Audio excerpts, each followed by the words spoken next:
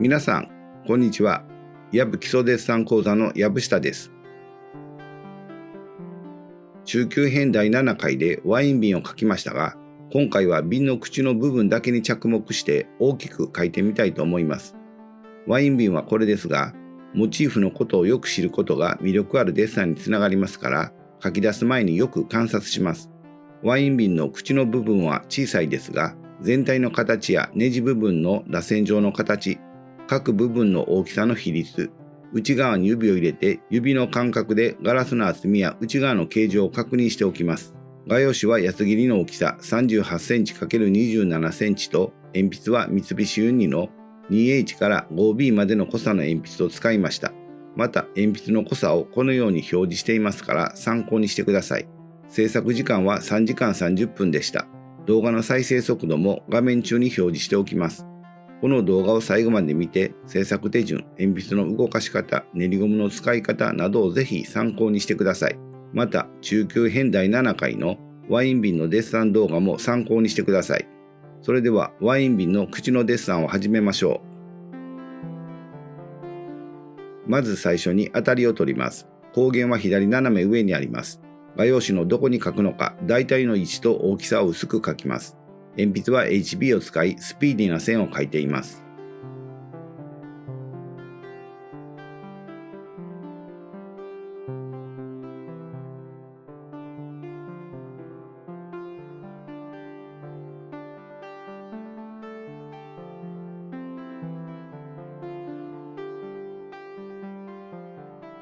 形を描いていきます。最初に中心線を描き、高さと横幅を決めます。中心線から左右対称になるように気をつけます。各部分の高さと横幅を割り付けていきます。小さな形で測り棒を使っても不正確になりますから、自分の感覚を信用して描いていきます。一番上の楕円、真ん中の楕円、下の楕円と書きますが、一点透視図法の約束に従って、下に行くほど心持ち楕円を深くしておきます。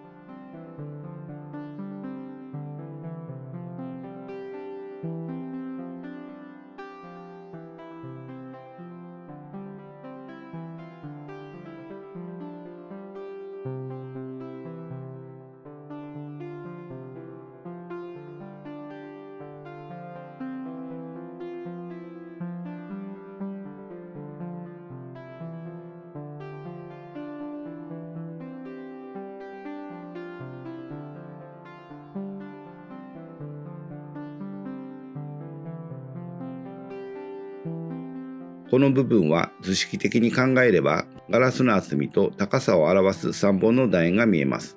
初級編第7回のガラスコップの形の説明を参照してください。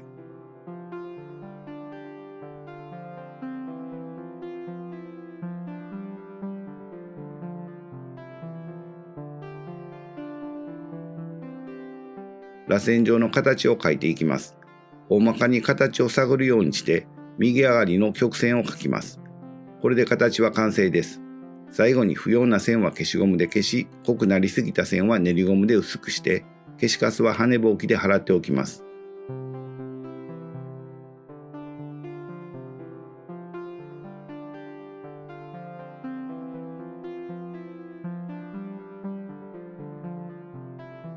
明暗を描いていきます。最初に光源の位置、全体の明暗の配置、明るい部分、暗い部分の流れ、大きな映り込みなどを確認しておきます。ワイン瓶の口は円柱形を表す縦線と横線で描きます。中心軸に対して水平面、垂直面で切った時の切り口の形です。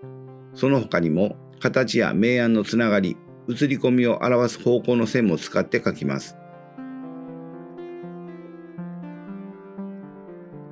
ワイン瓶の固有色はかなり暗いので、2B の鉛筆を寝かせ気味に使い、縦方向の線で全体に鉛筆をかけています。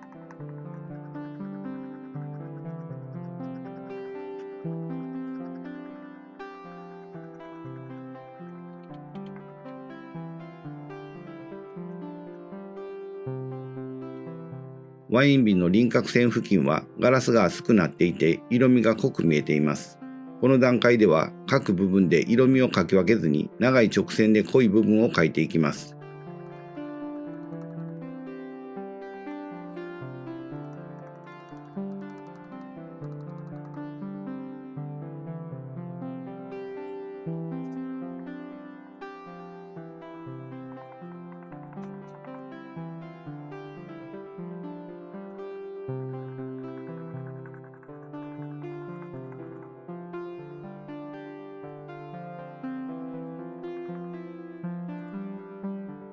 輪郭線付近は刷筆を使って鉛筆の粒子を画用紙になじませて発色を抑えます。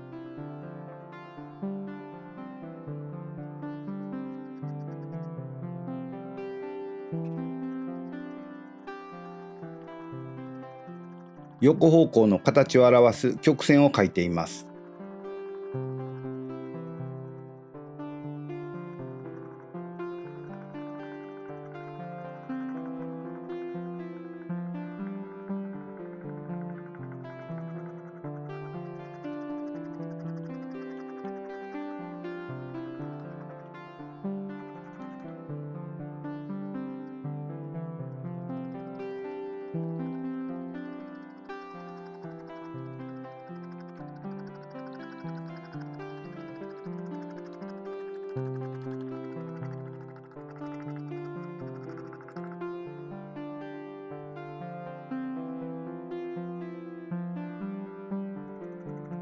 内側の形を表す曲線も遅れないように描きます。瓶の口のガラスの厚くなっている部分にある暗い色味を優先的に描きながら、円柱形の形やデッサン前に確かめた内側の形が感じられる部分に鉛筆を入れていきます。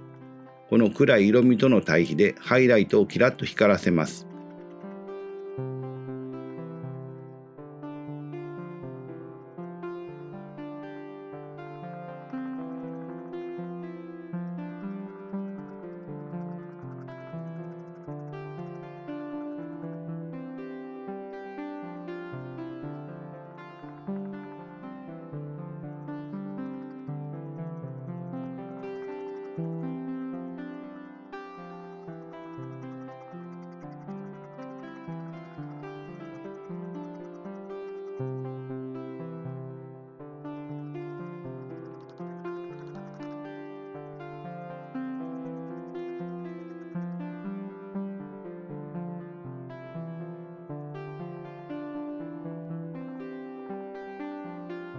ネジ部分のガラスの膨らみにもガラスの厚みの変化による色味の変化や映り込みやハイライトなどもありますから、小さな部分ですがよく観察します。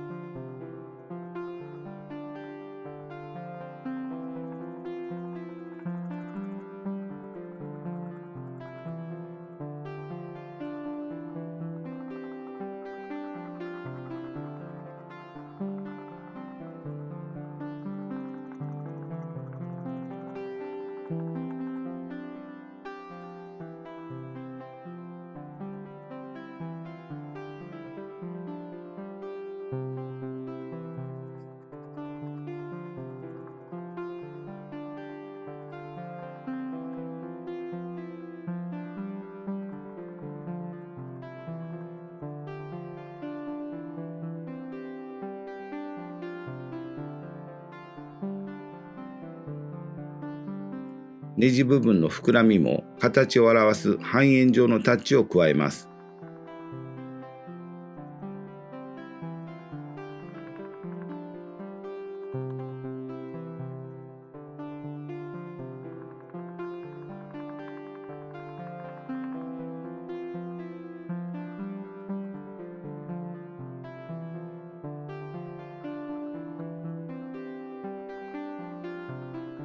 ガラス瓶は透明な上にハイライトや反射もあり、明暗がチラチラとしてばらけがちですが、大まかな明暗を常に意識しながらデッサンを進めます。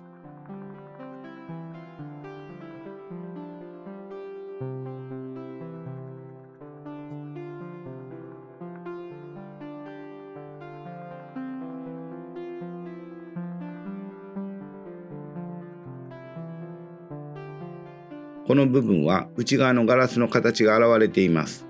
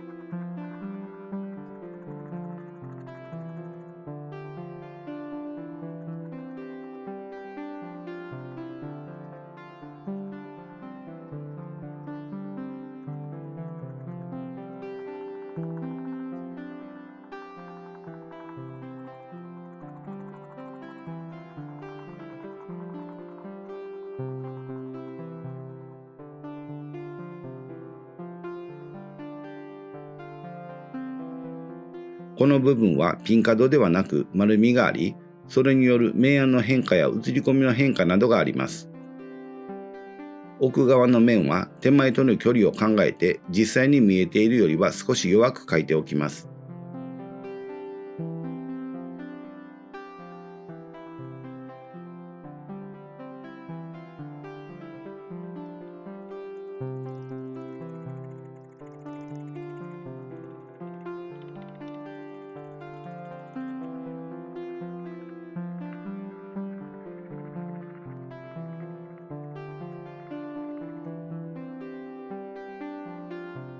全体の明暗に気をつけながら、より色味の濃い部分や小さな形、映り込みなどをどんどん描いていきます。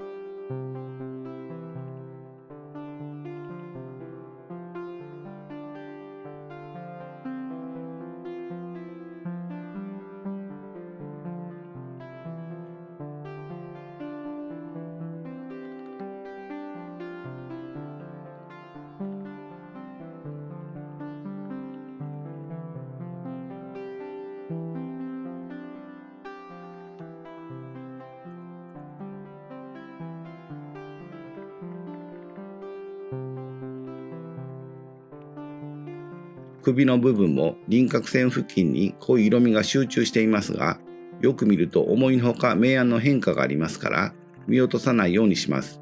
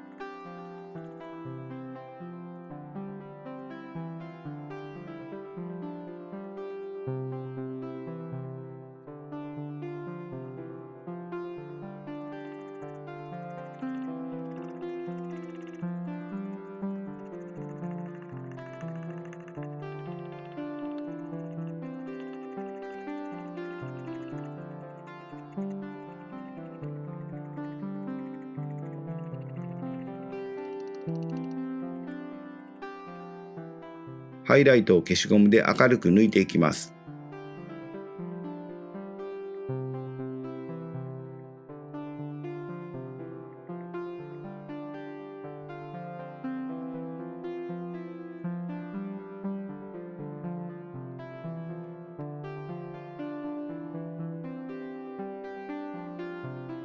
練りゴムを軽くこするように使って、ぼーっとした明るさを明るくしています。ハイライトや明るさを加えることで一気にガラスの質感が表現できると思います。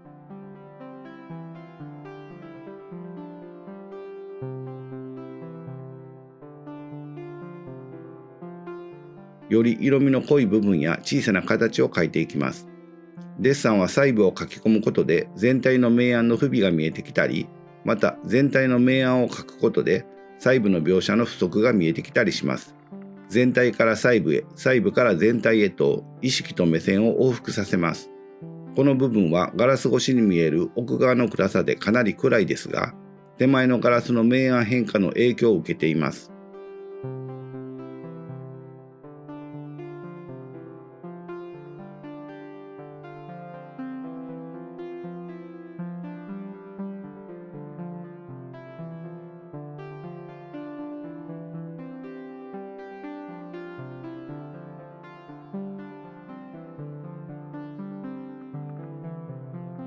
輪郭線付近はかなり暗い色味がありますが、回り込む形ですから達筆で鈍い暗さにしておきます。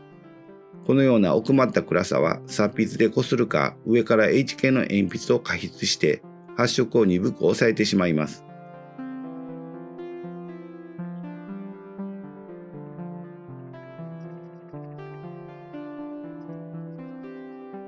輪郭線付近を HB の鉛筆で描いています。デッサン上では狭い範囲ですが、横から見ればかなり幅がありますから、狭い範囲に明暗の変化が顕著に現れます。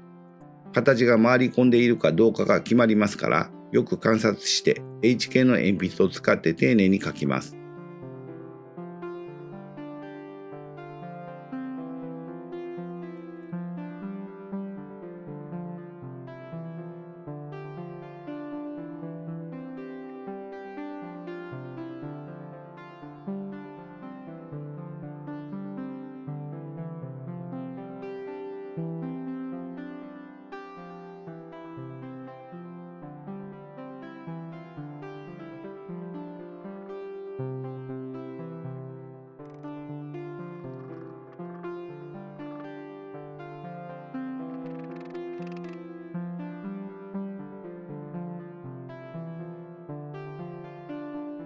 練りゴムで輪郭線付近を弱くしたり、明るい部分を再度明るくしています。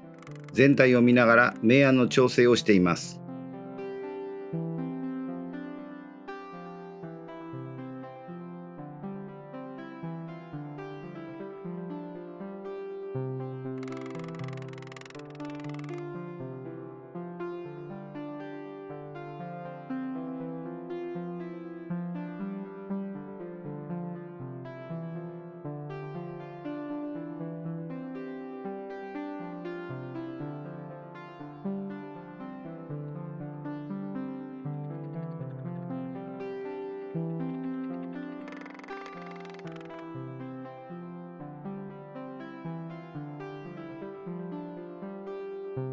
練りゴムで明るくした部分の形や調子を整えながら書き込みを続けます。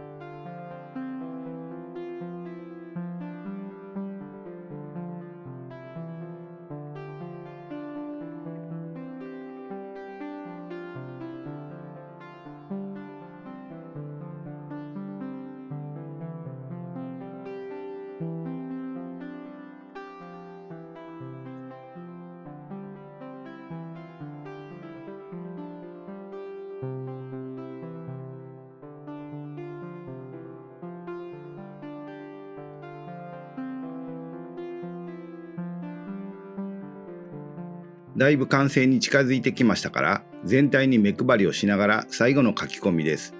ある部分を強く書くと相対的に他のところが弱くなりますから、弱い部分を探しながらデッサンを進めていきます。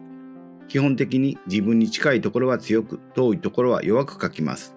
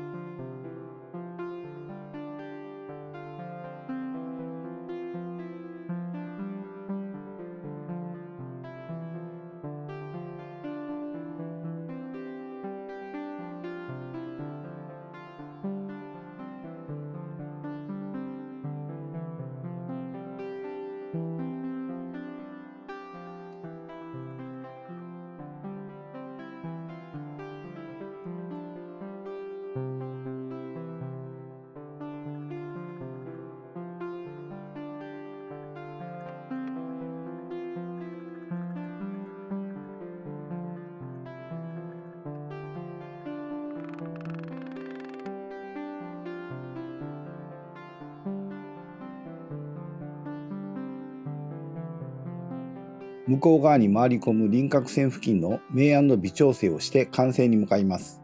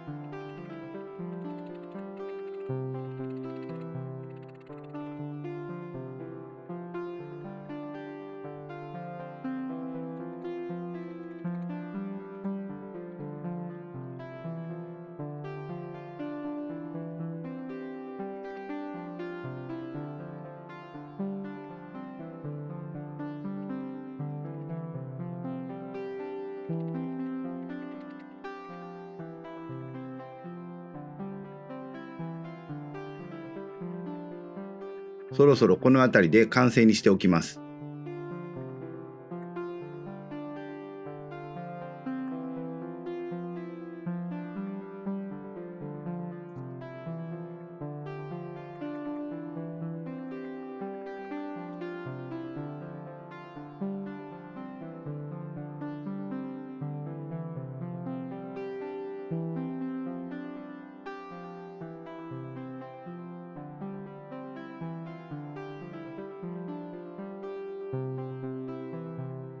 はい、皆さんいかがでしたか？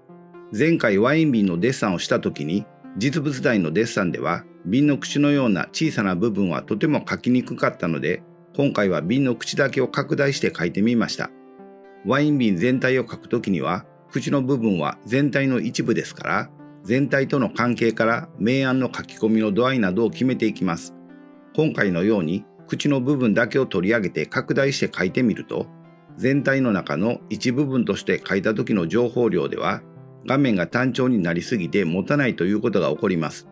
拡大して書いた分、明暗の変化や映り込み、回り込む形や円柱形としての立体感、前後の遠近感など、書き込むべき情報は一気に増えていきました。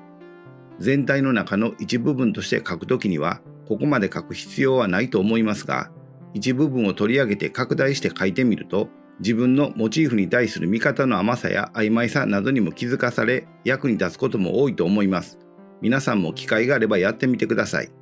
はい、皆さんお疲れ様でした。チャンネル登録、グッドボタン、コメントもお願いしますね。それでは今日はこれでおしまいにします。また次回の動画でお会いしましょう。皆さんごきげんよう。